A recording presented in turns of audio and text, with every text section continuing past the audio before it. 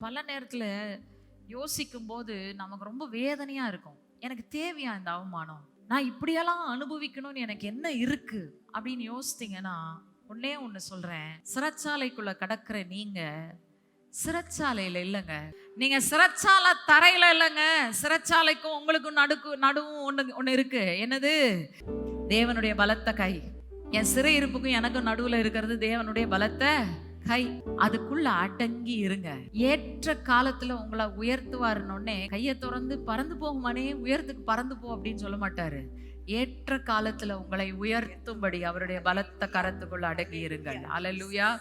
அவருடைய கரம் தான் உங்களை உயர்த்தும். அவருடைய கரம் தான் நீங்க வெட்கப்படுத்தப்பட்ட இடத்துல உங்களை மகிமையாய் நிலை நிறுத்தும். ஒருத்தரும் அந்த கரத்துக்கு விரோதமா எழும்ப முடியாதுங்க. நீங்களா பறந்து போனா கூட எவனாச்சும் சுட்டு கீழே தள்ளிடுவான். ஆனா அவருடைய பலத்த கரம் உங்களை தூக்கி மேல உயர்த்தும் போது எவனும் அந்த